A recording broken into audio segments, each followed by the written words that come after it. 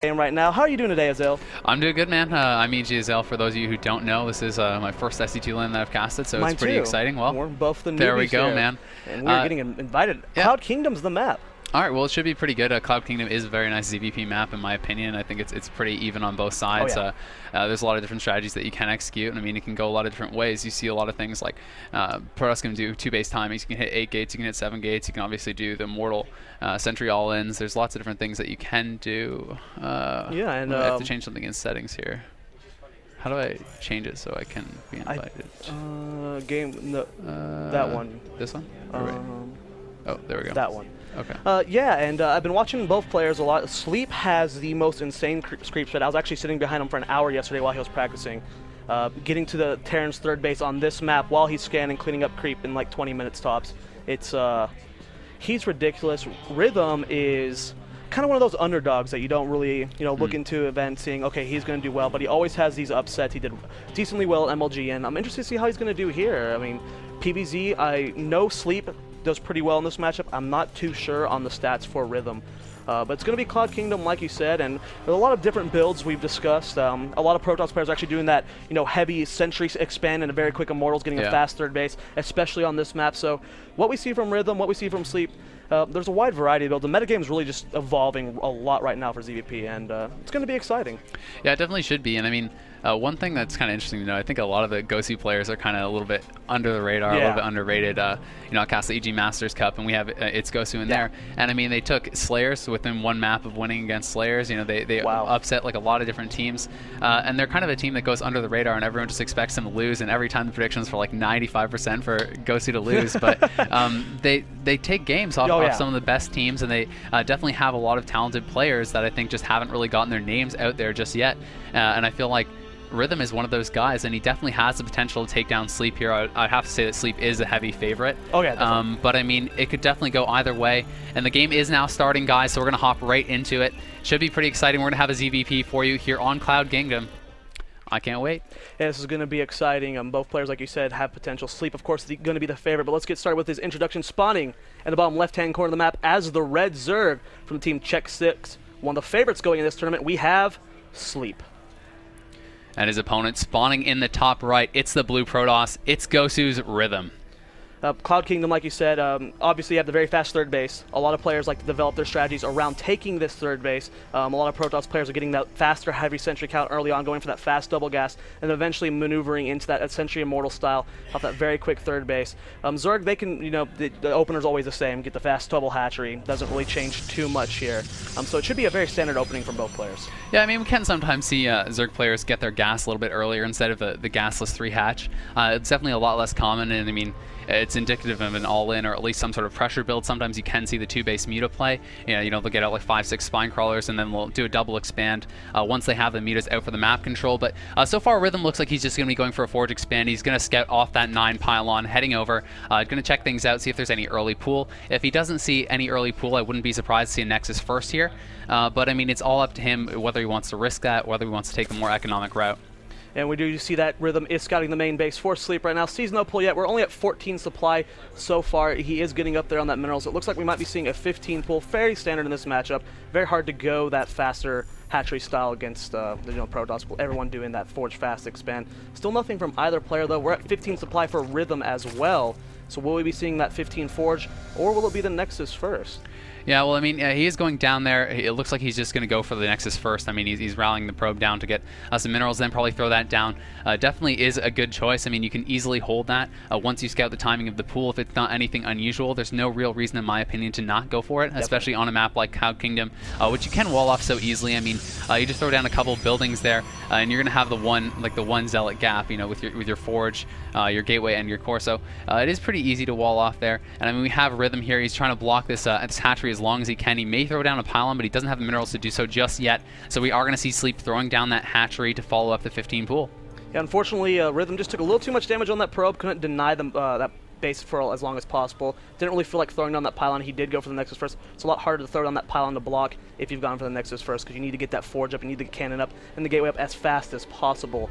We do see that Sleep did get that first hatchery down. No probe or drone going down to that third base just yet. Rhythm was scouting over there. Decides he's just going to go home with it. Forge just now finishing. Cannon going down before gateway. I mean, everything looking pretty normal in the places for both players. Rhythm's Nexus is almost done as well. It just all depends on when Sleep takes that third base at this point.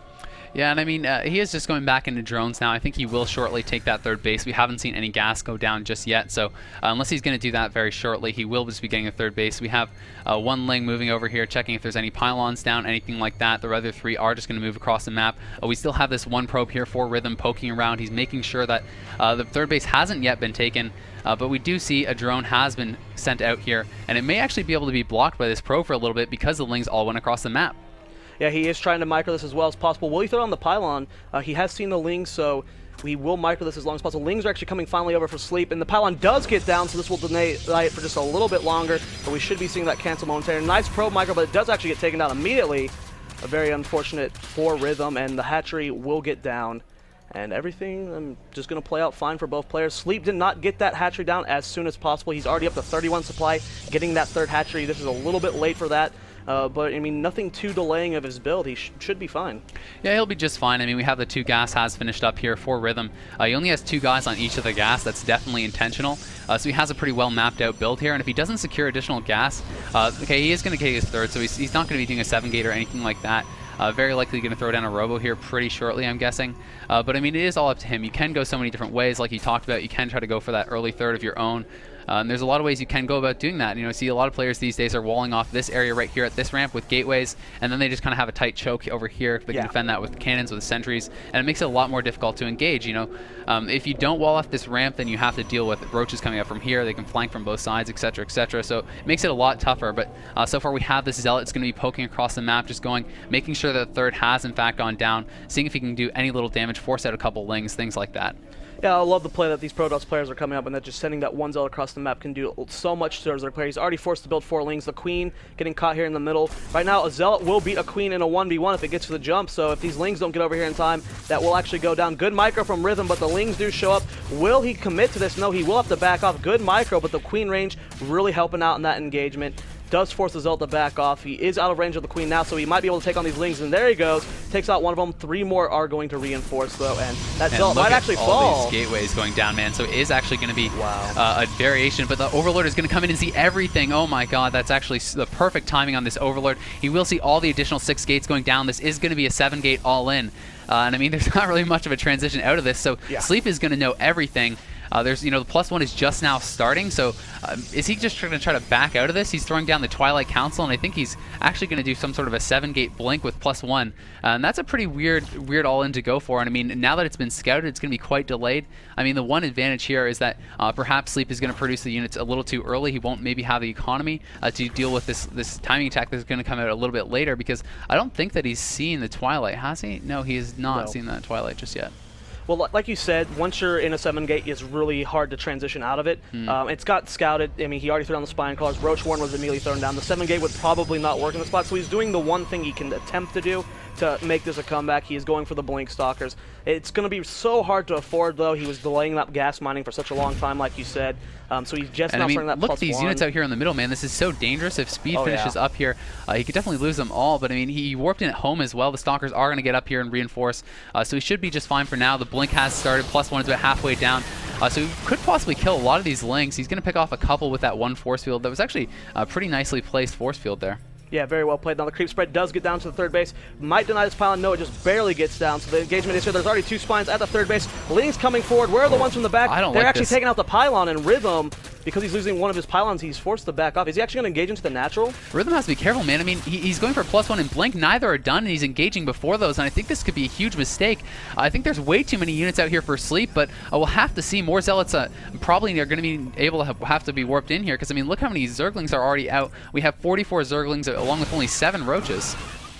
Yeah, this is, I don't think this is actually going to work at all. There's so many links here. The speed link mix is nice. +1 is only a third of the way done for a opponent player. He is gauging up into this wall. Spine Collar is doing a lot of damage. These Stalkers, Roaches, and Links coming forward. Okay, force field so far, preventing these Links from getting through. The Queens are helping a lot so far. No transfusion on those Spine Collars. Rhythm is backing up. The proxy pylon goes down. That's huge. The Lings are coming in further around. They're going to take out the rest of the Zealots, and there's a paltry force here remaining for the Protoss player. 22 more Lings are in production. I think all these units could get taken out if he's not careful.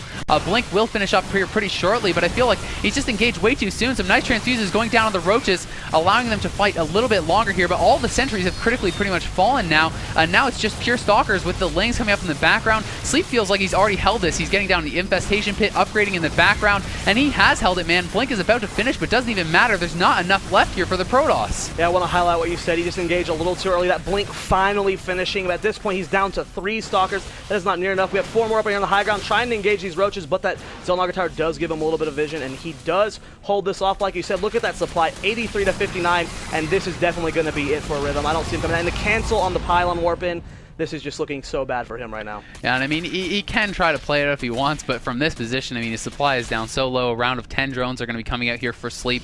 He's getting Burrow, he's getting Pathogen Glands. Glial Reconstitution is finishing up here. He's +1 is finishing up. He's really just doing everything right. He's going to throw down that macro hatch in the main, really kick up his production. And once the Infestors are out, even more drones are coming out. He's just going to have a sick, huge Roach Infestor army, and I just don't see the Protoss player ever being able to secure his third.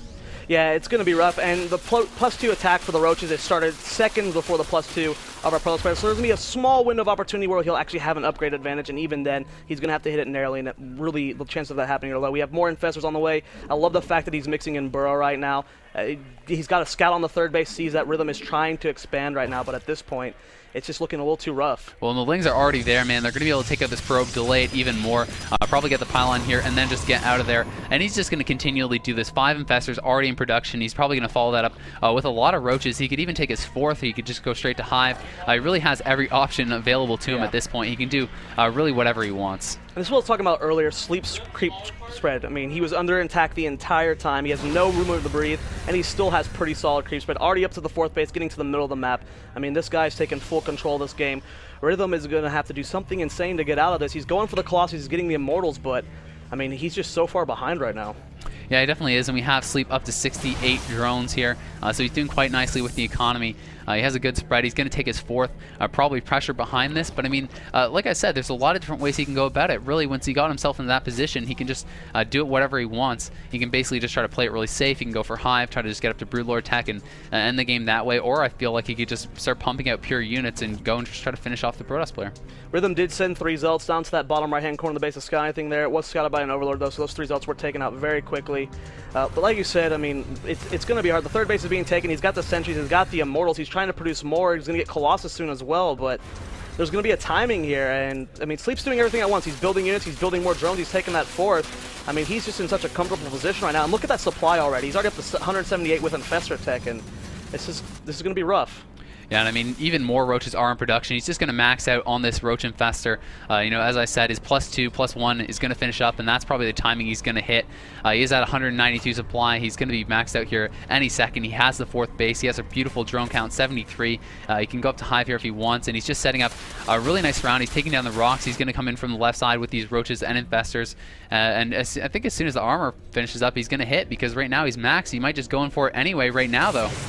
We do have an engagement at that 3rd base going down. He's trying to pressure the natural as well. Roaches are getting what they need. Fungal growth on all the Stalkers prevents them from blinking. The Sentries are going to fall as well. More Stalkers warping in at the 3rd base. Good force field, but there's just too many units reinforcing there. There's oh, two look at all the infested Terrans being thrown down here at the 3rd. Wow. That is going to add in so much extra DPS. The Stalkers are blinking back well, but is it enough? He's breaking through at the natural, focusing down the Immortals and the Sentries, doing as much damage as he possibly can. And look at the supplies. A Colossus comes out, but does it even matter? 170 supply against only 80 here for the Protoss player. And I think he's probably going to lose the 3rd here, at least lose a lot of the probes. He's remaxing with Roaches and Lings, and tons more Infestors are coming out. He's going towards Hive and that Spire, going to work out his way up to Broodlords. And I mean, the 4th, he's securing the gas there. He's not really letting up at all.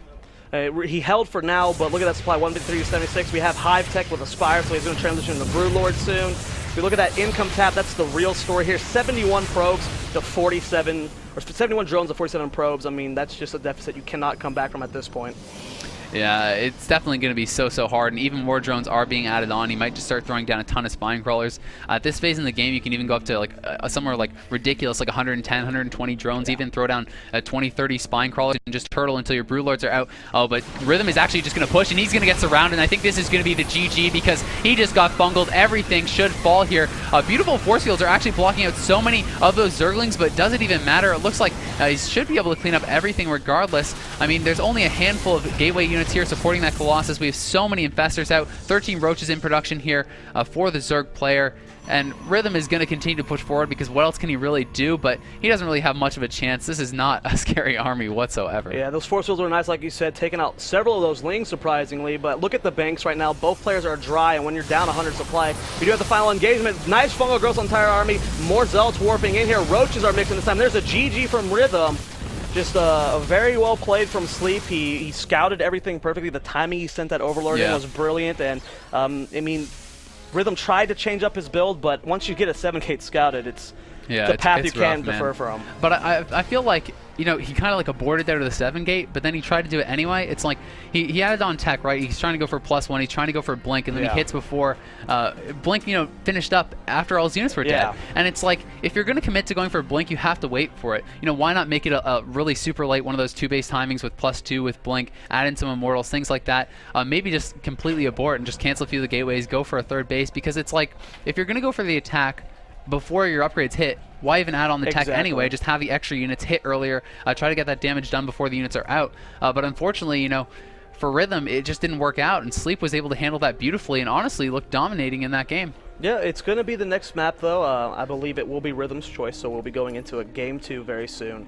We can't count him out yet, though. We saw some of the plays he made. Those force fields in that last engagement, very nice. He held on for a lot longer than any normal Protoss should have. So he's still got a fighting chance here, but like you said, Sleep looks so good. He's a monster, man. He's so good. Sleep is an amazing player. He's someone that took out Huck. I remember in the MLG Arena qualifiers, you know, the online qualifiers. I was actually watching Huck play at the EG Lair, and Huck was playing really well, and Sleep was just matching him from pace for pace, and it was just too much. His late game play is so good, and he's able to put on all that constant pressure. And the thing that's most important to me is that in the background he's teching, he's building up his economy. It's not like he's all in at any point. You see so many Zerg players, they get to that 3 base and they just try to build roaches and kill their opponent. The max roach style, Exactly, and it's like, the thing that's so beautiful about what he was doing with there is that he was doing everything in the background to make sure that he's not all in. Even if the Protoss player starts holding it off, he starts getting cost inefficient, he pulls back, he has the infestors added on, he's going up to the hive. Really just a perfect game there from Sleep. No, he played it beautifully. He did everything he needed to. He held off that push and he expanded. Like, so many people are still glued on that, let's get maxed by 11 minutes and kill them. That's cool, but people have figured it out. They're doing that Sentry Mortal expand, that they can hold that off if they split their armies perfectly, get perfect force fields, especially on a map like that where you can wall off your 3rd. Well, and the longer the game goes on, the less cost-efficient that gets. Because, I mean, if you continue in the roaches, your Immortal count is just going to grow and grow. And I mean, once you have like 4 or 5 Immortals with good upgrades out, it just gets hilarious. Immortals are a pretty good unit. Yeah, they are pretty good. Immortals plus 4 field's pretty good. But, I mean, he didn't do that at all. He was able to get the pressure, you know, obviously, albeit a little bit later than the 3-base max style. But he was upgrading, he was getting a good economy and everything. It was just handled so beautifully. And I mean, obviously he had to cut a lot of drones to be able to hold off the initial pressure, but he was able to just, he knew exactly when he could do it, and he knew when the push was over, he wasn't in danger anymore, and even when there was still fighting going on, he was already droning, already upgrading, already teching, wasting no time whatsoever, and it was just beautiful, man. So we are just waiting, guys. We are just waiting on the next map pick here from Rhythm, and what do you think? Do you think we're going to go into Entomb Valley, or what do you think? It's like every Protoss' choice. I mean, it's Protoss Valley for a reason. It's a really solid choice. Protoss or Zerg can't take a 4th base there. Like Sleepy got his 4th up, was able to tech up. It's hard to do that on that map, so I would not be surprised if it was in Entomb Valley. Maybe even Ohana. A lot of Protoss players are really liking Ohana. The same problem with that, except for you can't take a 5th base as Zerg there. So if you bring it to the late game, get to 3 bases, and you live, I mean, those 2 maps are really good for Protoss versus Zerg right now. It's all up to Rhythm right now. We're still waiting on that map choice, though. But, I mean, how you like in Southern California? It's nice, man. I've been here a bunch of times. Like, I have a lot of friends in the area, so it was nice. You know, last night we got to go out for some Korean barbecue, which is one of my favorites. Yeah, I saw the tweet. Yeah, it was delicious. I definitely recommend Korean barbecue if you haven't tried it, guys. It's awesome. It's pretty fantastic. Yeah, and it was all you can eat. Can't beat that. if you guys are in the area, come on down. We finally got everything going. The stream's looking great. The main stage, we have so many sponsors here giving away free stuff. They're giving away T-shirts earlier, really cool looking T-shirts. They said I didn't see them. They said something about the people being easy peasy. It was like a Don Regu quote. I forgot what it was exactly, but they had funny little shirts like that. We're giving away free Red Bull all weekend, a lot of free raffles and stuff. It's a lot of cool stuff going on. So if you're in the Southern California area, Cal Poly Pomona, come on down. Say hi to us. We're going to be here all weekend. We're going to be on and off casting, so we'll be in the crowd. Just come say hi. It's a lot of fun. Man. And you know, all the pro gamers are really friendly. So you know, if you're some of your favorite pro gamers are down here, we have players from Slayers, we have players from MVP, from TSL. We have all kinds of Korean teams, as well as all the notable North American teams are here as well. We have Clyde. So, yeah, Slayers Clyde. I was talking to Clyde earlier. Yeah. He's a funny guy. Yeah, man. So definitely come on down. You can get some autographs. You can hang out. Maybe chat with some of the players. I definitely wouldn't approach them if they had just lost or if they're eating. Definitely. I think those are the two no-nos. But besides that, if they're just hanging out, go eating's up, say a hi. big thing. People don't realize eating a lot. Like, of course, the loss is obvious thing, but you see a player eating, don't go bug them. Yeah, they need to get their chow on. Yeah, exactly. I mean, they're pretty busy here, man. So that is their kind of time to. Sometimes it's your only time to really wind down and just focus and just chill out, get something to eat, and think about your next series. But yeah, we are still just waiting on that map pick, guys. So sorry about the little delay, but I'm not sure exactly what is going on. We will find that out for you, and we'll let you know as soon as we do know. But yeah, so how are you enjoying it, man? I'm having a blast. This is my first live event like you, for casting at least. Yeah. It's pretty fun. I get to do some LoL casting today. One of our LoL casters is sick.